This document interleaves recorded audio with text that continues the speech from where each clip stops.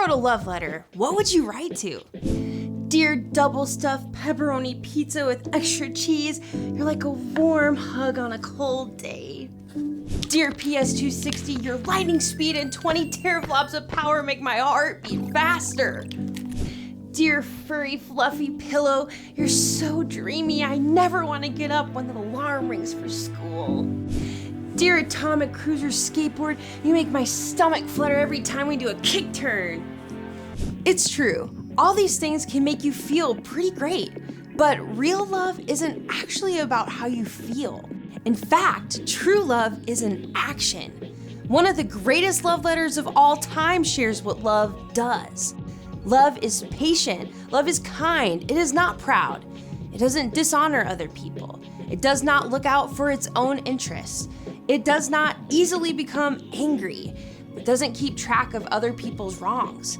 It always protects, it always trusts, it always hopes. It never gives up. Love never fails. And the best part, you don't have to come up with this kind of love on your own. Ask God, and God will pour out love to share with everyone you meet. Then others can see God at work in you. That's why love is an amazing way to worship God with your life. Because worship is about more than just singing loud. It's all about living loud.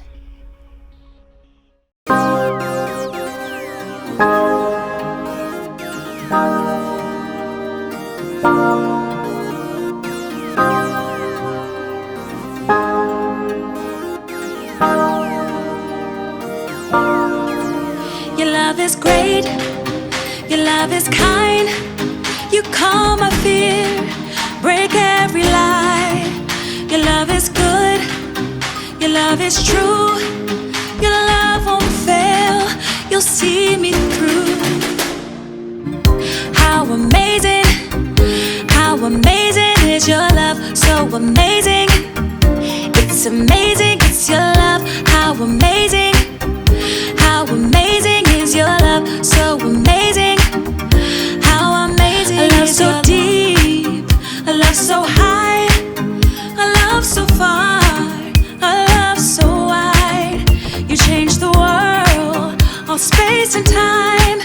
You made the stars, you made my mind. How amazing is your love, so amazing. It's amazing, it's your love, how amazing is your love, so amazing. How amazing you are the one, your love won't fall. My Father God, the God of all. You are my light, you are my song. You give me joy, you are my home. How amazing is your love, so amazing. It's amazing, it's your love, how amazing is your love, so amazing. How amazing you are the one, your love won't fall.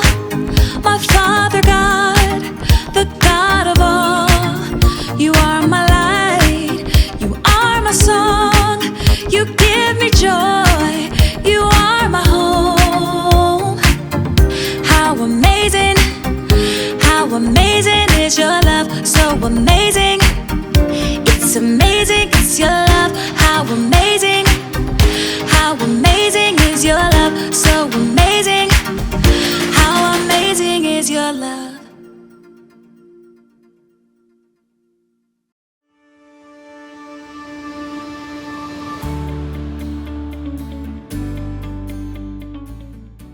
The longest fingernails are almost 30 feet long. That's 3 feet per finger. Oh, hey everybody. It's me, Jacob, just catching up on a little reading.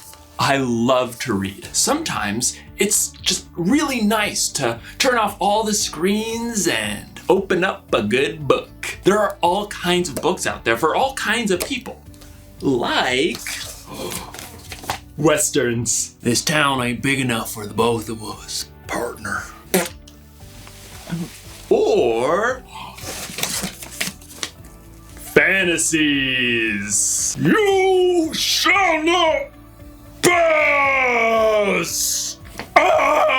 Also, cookbooks. You're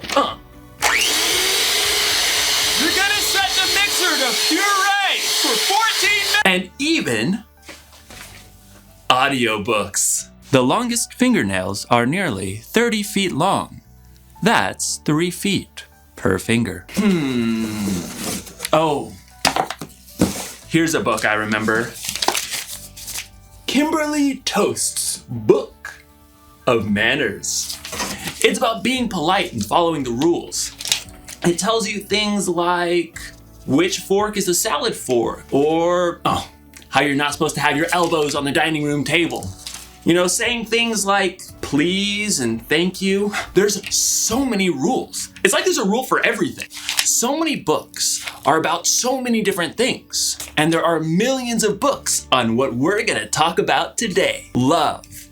Love is showing others how much they matter to you. Today's story is about love, and it's about rules. Really, it's about the most important rule ever, and how the people who saw only a book of rules were missing out on a way more epic love story.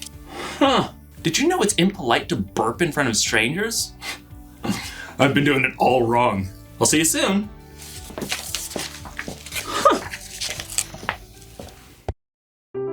The Bible. It's 66 books of history, stories, letters, and poetry that fit together to form God's one big story.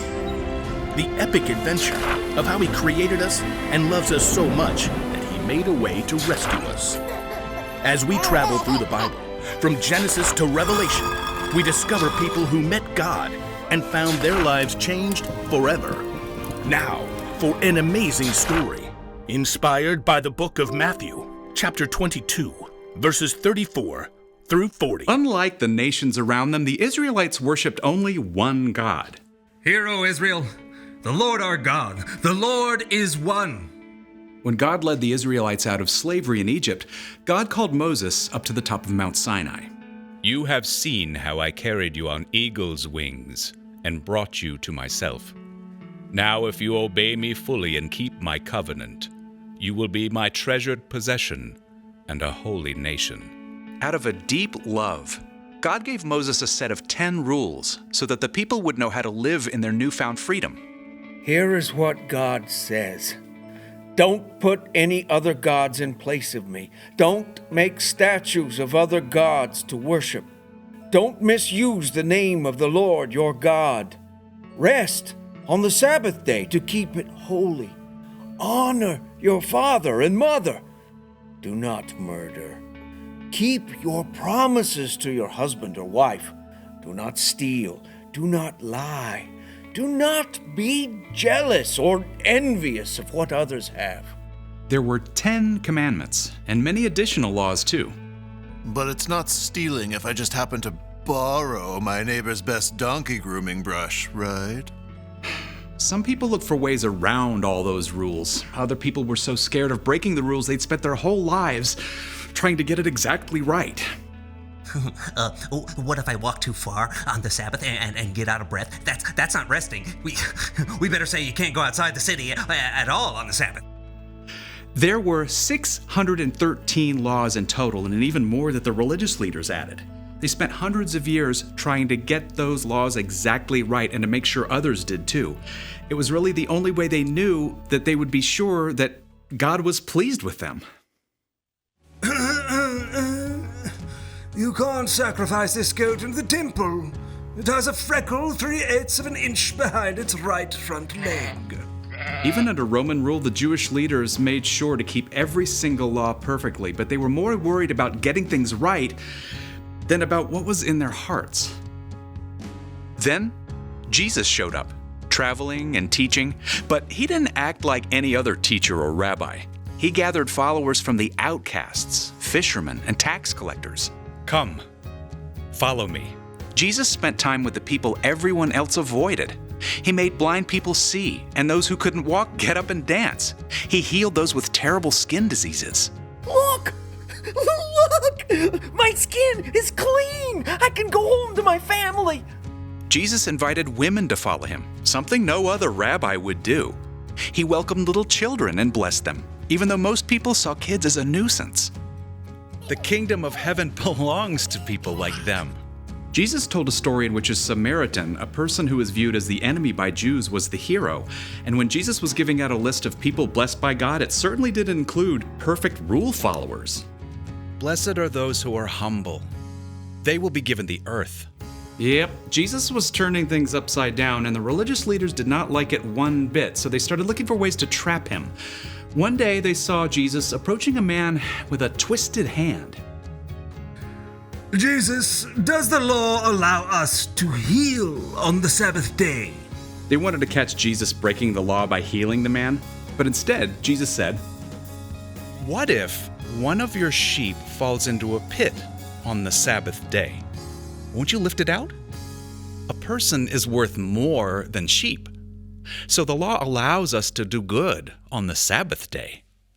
Then, Jesus healed the man's hand. Preposterous. During Passover week, the whole city was stirred up to see what Jesus would do, and the religious leaders were desperate to silence him. Several of the leaders, called Pharisees, came to Jesus.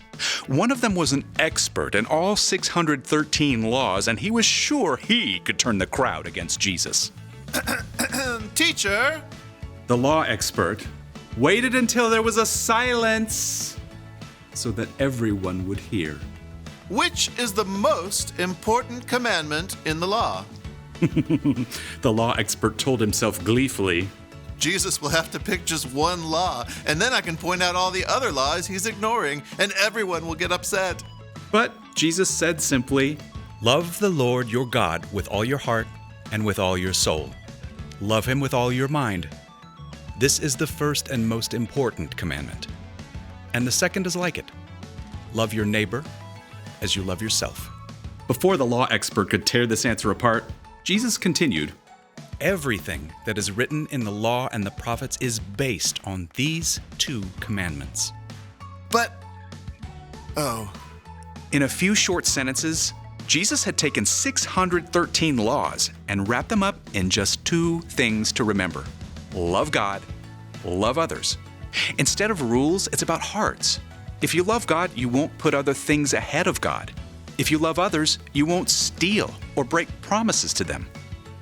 Instead of memorizing long lists of rules, God simply wants followers of Jesus to ask, what does it look like today for me to love God and love others? It wasn't easy back then, and it isn't easy for us now, but God will pour out love in our hearts anytime we ask.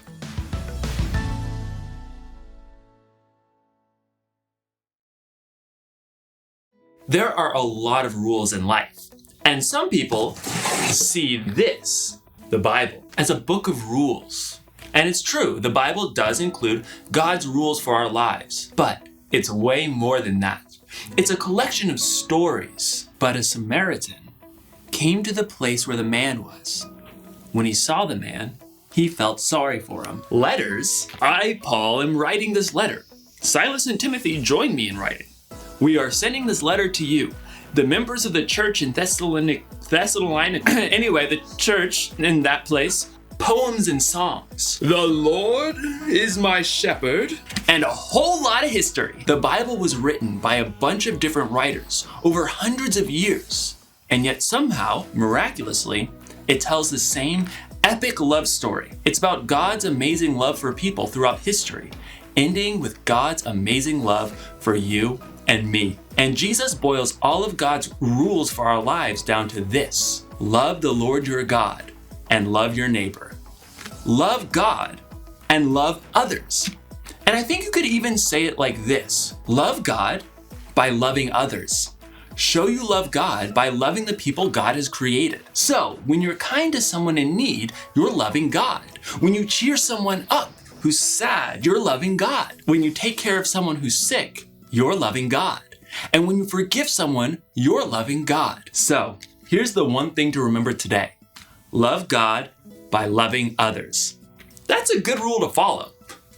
Way better than not belching in front of strangers.